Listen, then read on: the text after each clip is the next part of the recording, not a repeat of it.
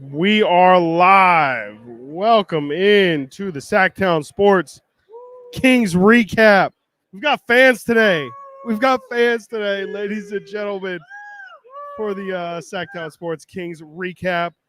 Coming to you after the Kings take down the Phoenix Suns by a score of 120 to 105 here in Golden One Center. I guess that's it. All right, y'all. Great night tonight. I mean, the first night of a back to back. Kings played Phoenix tonight, and then Minnesota Timberwolves tomorrow, right back here in Golden One Center. No Karl Anthony Towns for that one tomorrow, but the big, big story coming out of tonight is the Kings big man himself. Domantas Sabonis had himself a night triple-double yet again, 28 points, 11 assists, 11 rebounds. What a performance from the Kings big man. They're going to need him tomorrow, too, going against Gobert and going against Naz Reid. I know Cat's not going to be there, but, it's going to be imperative for Sabonis and the rest of this team to show up tomorrow because we know second nights of back-to-backs have been the Kings' kryptonite all season long. And, they're definitely going to have to show up against the best defensive team in the NBA and also the best team record-wise in the Western Conference. So glad that the Kings were able to at least pick up a victory on this back-to-back and, frankly, this three-game stretch of Celtics, Suns, and then Timberwolves. Just good to kind of get one out of the way and in the win column here. As the Kings approach the new year, they really do have a pretty favorable schedule on the other side of Christmas. So it's great to see the Kings now 7 games above 500, sitting at 17-10 on the season. It's crazy to say. It's really a thing that a lot of us in the media were talking about today is just how nuts it is that this team is so successful and yet it still doesn't really feel like they've even touched where they can be at points for this year. It feels like there's still another level for this team to go to, and it's exciting. It's exciting that you're still able to kind of get results and feel like you haven't played your best basketball yet. So I think it's a good sign. It's yet another quality win for this team. Now 2 on the season against the Phoenix Suns. This is actually the first official scheduled game that they played the Suns. The first game, if you will remember, was the in-season tournament game here at Golden One Center in which the Kings won. So they're actually going to play the Suns 5 times total this year. And Kings are already up 2-0 on that series. So we know that, that those divisional records can definitely come back to haunt you. They can also definitely help you at the end of the season when it comes to tiebreakers. So good on the Kings to pick up division wins. And again, just kind of picking up any wins on this stretch here, I think is a major positive. So great to see there. You know what? I said I was going to go live on Twitter as well, so I might do that. We'll do it tomorrow. Just remind me, chat. Remind me tomorrow to go live on Twitter Spaces. I'll simulcast, if you will, tomorrow as well. So maybe we can even get some of your guys' thoughts. We can get your voice on these recap shows as well. I think that'd be a cool little addition as well. How's everyone feeling about tonight? Chimezie Metu revenge game was a possibility for tonight. Didn't see too much of Mezzi out there, but still was able to give a couple minutes. Surprised he actually finished with 10 points, 13 minutes. But to me, the big thing that the Kings did tonight and the reason why they won was limiting their other guys. I mean, the other night against Boston, you could argue everybody was kind of an other guy with Tatum being out. But, I mean, that you saw Derek White get 20+. You saw Peyton Pritchard get 20+. You saw Drew Holiday get 20+.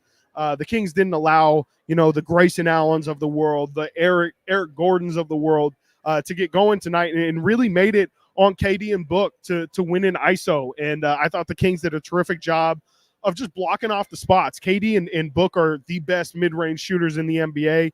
And you kind of saw a guy at the point of contact and then someone else kind of shading off to the side at the free throw line extended, just trying to make sure that if they are going to get to their spot, which they're just lethal at least it's going to be heavily contested. And that's really all you can ask when you're playing dudes that are shot makers. The quality of Devin Booker and KD is to just make life hard on them because, you're never going to be able to slow those guys down 28 for KD tonight, 24 for Book.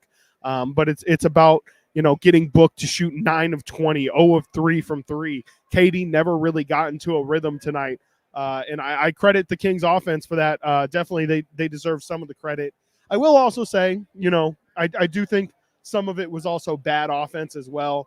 I didn't love the sets that Phoenix was running today, and they don't have a point guard. Even if they're completely healthy, there's not really a traditional point guard on the Suns roster.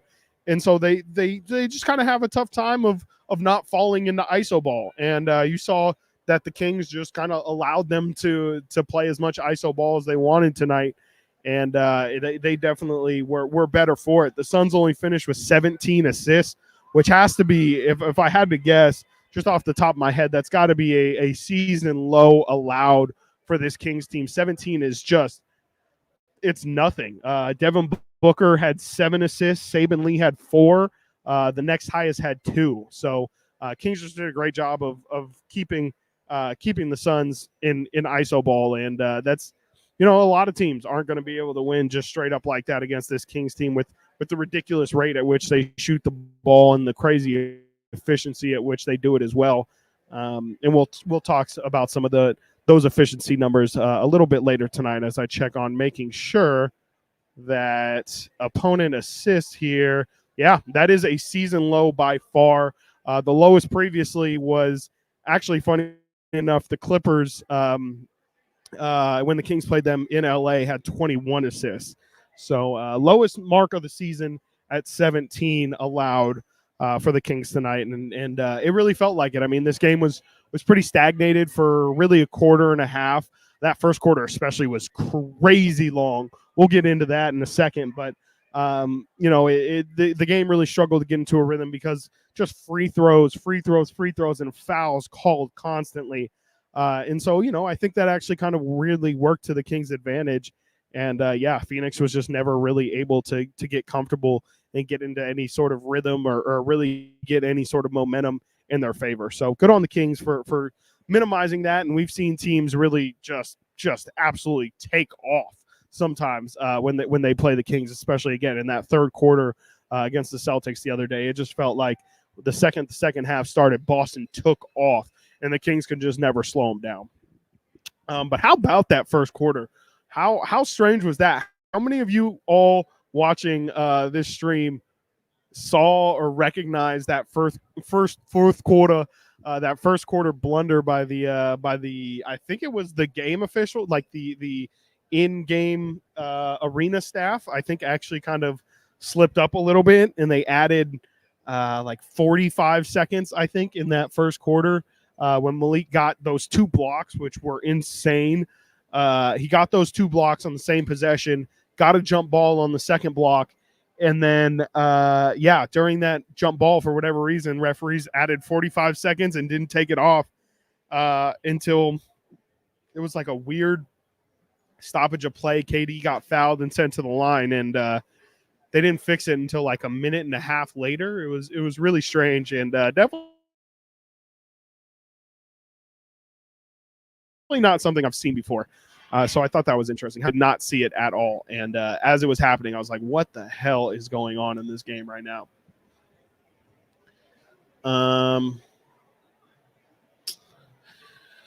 Let's see here. How about that Malik Monk dunk, y'all? Oh, my God. How about that? Holy hell. I almost lost my top. And when Malik threw that down,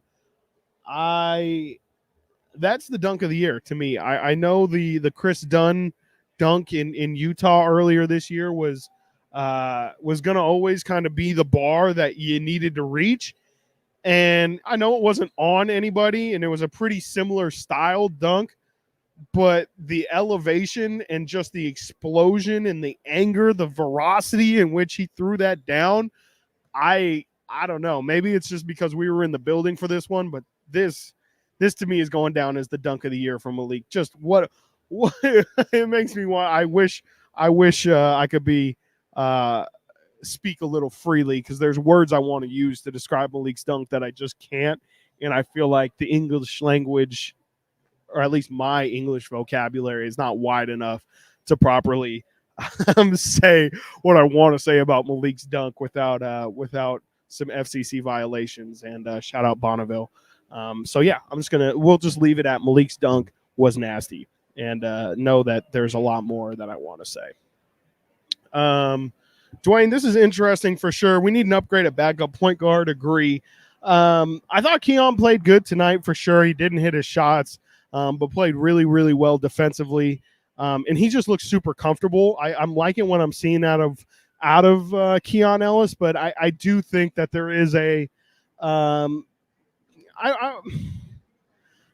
concerned that he's stealing minutes right now.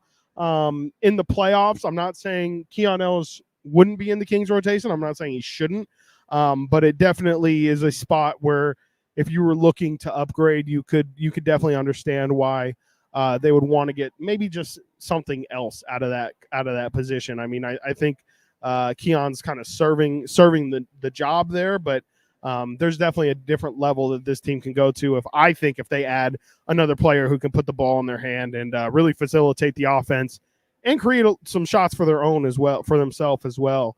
That's definitely a spot in which Keon lacks. He's not really the best playmaker, and until recently, we really haven't seen a lot of self-creation. So maybe he can develop on that front, but I would not be opposed to going out and getting another backup point guard. But it does, in my opinion, I would say that another wing is this team's biggest need in terms of raising its ceiling. I think if they can get I've been a proponent of Jared Vanderbilt. That's a guy who's struggling this season in LA.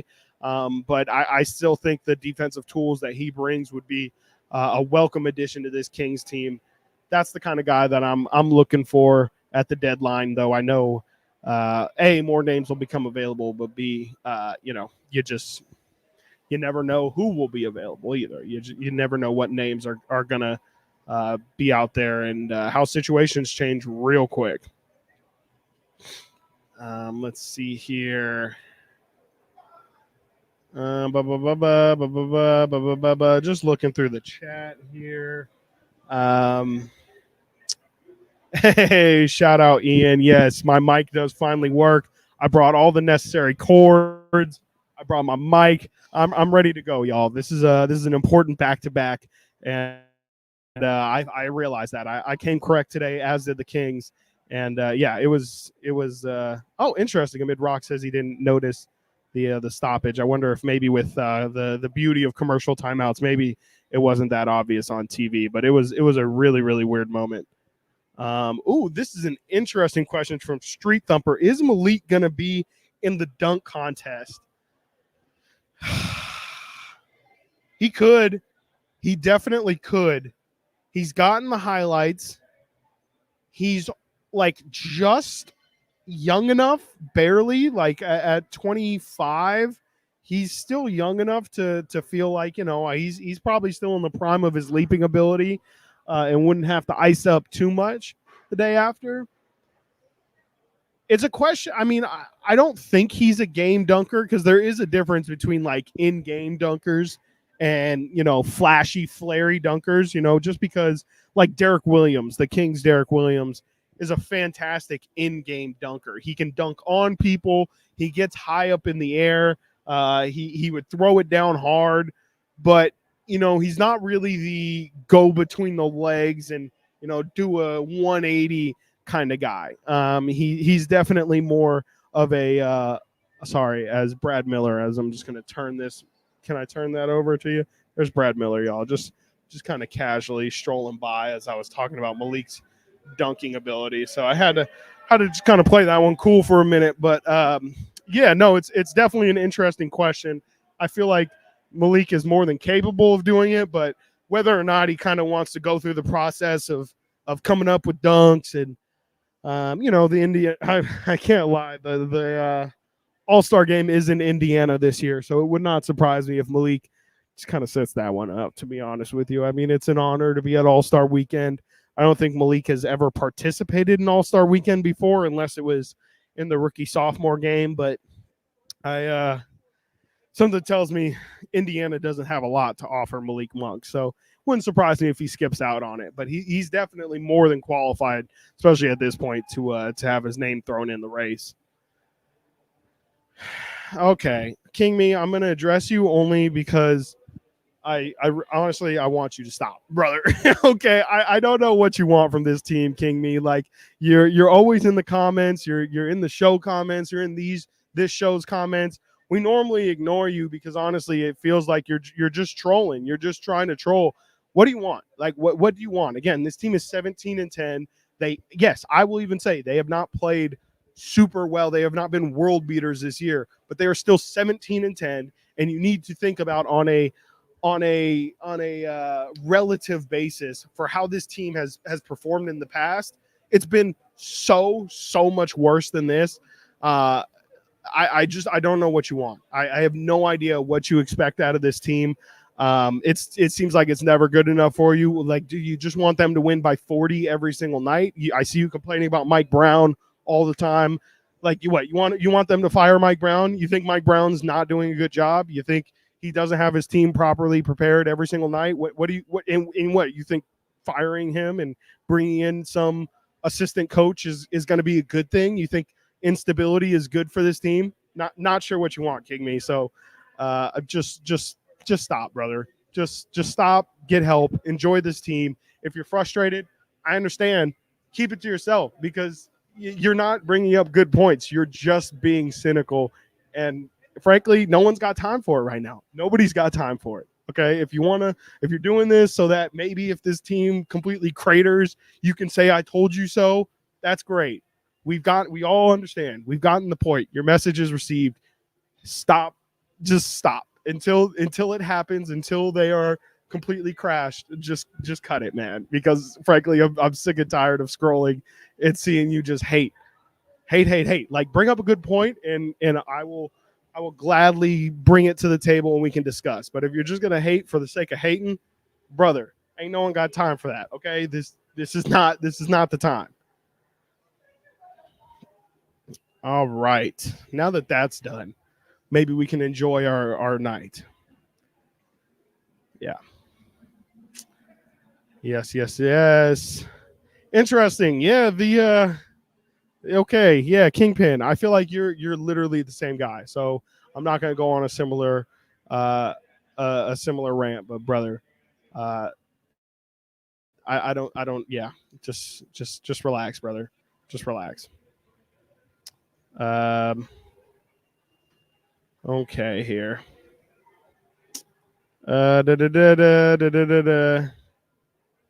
Let's see here. See, now all I'm seeing. I hope you're happy, Kingpin or KingMe, whatever. You've completely just thrown off the entire rhythm and flow of this show. So I hope you're glad. I hope you got what you wanted. Let's move on. Let's move on to let's see. What can we talk about from tonight's game? Was there anything else that was really sticking in my craw from tonight's game? I will say it was interesting, the technical fouls. I thought that was not nothing. The fact Phoenix really seemed upset for a lot of tonight. Again, it was a heavily whistled game on both sides.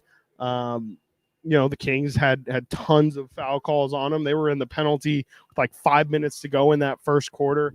And for some reason, KD and Book and then Frank Vogel as well all picked up techs.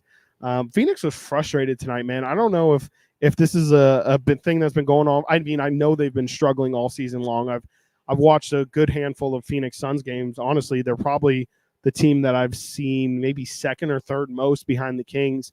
I have not seen them look this frustrated before. Maybe it's everything kind of coming together, and they didn't have Nurkic tonight, so I don't know how many nights they've played without Beal and Nurkic or somebody and Nurkic. But it feels like they are not even close to deep enough to contend. And, to whatever, what was this? KingMe's point, I guess. I think the Suns team does lack depth. They are very, very top heavy. And when they're going to have multiple guys out, it is a weaker opponent, and I've been saying that. I mean, for shout out again, I'm just going to direct this entire show at KingMe. I've been saying on our 10-2 show. I don't think that the Phoenix Suns team should be talked about in the same caliber when we're talking about this run that the Kings are on here, or this run of games that the Kings are on here with the Celtics, Suns, and T-Wolves. To me, one of those things is not like the others, and that's this Suns team. I think that, sure, potentially people can see how this Suns team could, with the talent they have, they could be a contender, but at the end of the day, I don't think that there's enough horses on this team, and the amount that they rely on KD at age 35 is just nuts, and it's too much, and it's not going to be able to last long. So I don't know. I don't know what Phoenix should do. I mean, they're kind of screwed cap wise with paying Bradley Beal as much as they are, with paying KD as much as they are. They really can't afford to bring in a lot of depth pieces. Eric Gordon is really about as good of a value piece as you're going to get in this league. And the fact that it just doesn't feel like they have enough. I thought it was strange. Grayson Allen tonight really didn't have that much of an impact. I kind of thought Grayson was going to be a big part of the game plan tonight. He played 29 minutes, but really didn't feel like it, in my opinion. Didn't feel like he played a lot. And Drew Eubanks as well. Like, they needed a big Drew Eubanks performance with Nurkic out. He played 14 minutes, and Sabonis dominated him the entire time. Eubanks had a minus 23 in his 14 minutes. So the entire time he was on the floor, he was just getting absolutely dominated. Let's go. Let's do our 3 stars of the night and keep it pushing for tomorrow. First star, as you can see, this one was a tough one. I really thought Keegan had a great game. It feels like Keegan Murray is back to me when it comes to when he first started with the Kings.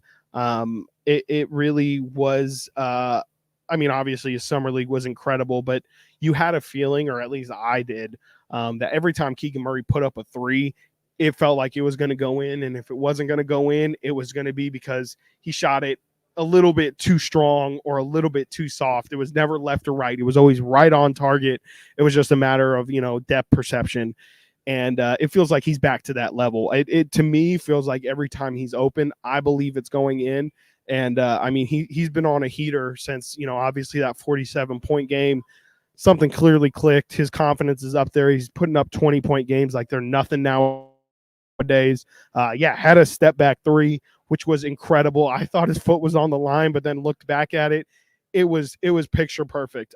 So his development is great to see. You see him creating off the dribble, which is huge. Didn't see any of that last year. So Keegan's development is great, but I just had to give the 1 star tonight for HB because, again, he's looking really aggressively for his shot. And it's the thing that we've all been kind of clamoring for a while now, is for HB to look aggressive. Mike Brown kind of had to come out and defend him a couple weeks ago. It might have been a month ago at this point, and say, I actually don't run plays for HB at all. So everything he gets is all in the flow of offense. And, we ask him to do so many things that it's not just about scoring. Well, you see HB kind of when what it looks like when he does have that aggressive mindset clicked on, and when he does look for his own, he's open in the corners for 3s all the time. It's good to see him knock down 4 of them tonight. He's so efficient. He can get to the basket. Once he hits 1 or 2 of those 3s, he can pump fake on it, get his defender in the air, and drive to the lane. He's so good at getting those and ones. He got that and one right here. I think that was at the end of the 3rd quarter. Got somebody get his elbow and got the and one. HB was just great tonight, and he's been great by his standards for the past 4 or 5 games. I think Kings PR put out an HB number that I can give you here. Let's see here. There was Harrison Barnes has scored in double figures in 4 straight games with 19 points through 3 quarters tonight versus Phoenix. This is also the 3rd game with 15 plus points over his last 4 outings. So there you go. That's that's cut and dry right there. HB is scoring really like he hasn't scored all season long in terms of consistency. We saw him have that big 30-point game in game 1, and then just be really, I would say up and down, but it's really been just a lot of down and some 12 to 15 point games sprinkled here and there. You haven't really seen a consistent line of 14 to 18, 19 points. And this is the first time really all season that he's been able to put those kind of performances together. So love to see that out of HB. 1 star for my man Harrison Barnes. 2 stars tonight for the head of the snake, DeAaron Fox. It was a good game for DeAaron. Nothing special. Kind of, especially in that first half, I looked over to Brendan and Frankie and just was like, DeAaron casual 16 at half. Really didn't press for it much. Didn't really feel like there was any points in which he was just straight taking over. Just kind of got to his spots when he needed to. Was really calculated about doing it in the flow of the offense. Did a great job of pushing the pace after made baskets. He got a couple easy lay-ins, just pushing the ball down the floor. And of course, he had that one sick Euro step where he is so good at his body control and his changing of gears from, the 5th gear back down to 1st gear. It's so hard to guard him. Like, just think about somebody who has the ability to go. It's almost like a Tesla. He goes from 0 to 100 so quick, but then he can also hit the brakes and just stop and change direction so quick. It's impossible to defend. Think about trying to stop that. You're going to be backpedaling, and then he stops, and then you try and lean forward and stop. And as you're leaning forward, he's going around. It's just impossible. And this is why DeAaron is him. He's been ridiculous all season long. He's up. I saw the other day, for shout out our guy Frankie. DeAaron's up to 40% from 3 on the season. Shot 2 of 6 tonight, so he keeps. He probably will drop actually after 33%, but just a great game out of DeAaron. Nothing really special, but just your everyday DeAaron Fox performance. If anything, a below average performance for DeAaron. And then 3 stars for Domas. Triple-double tonight. It was easy. It was super easy for him, with Nurkic out, who, frankly, let's not forget, he does dominate Nurkic too. But you knew it was going to be pretty easy for Sabonis tonight.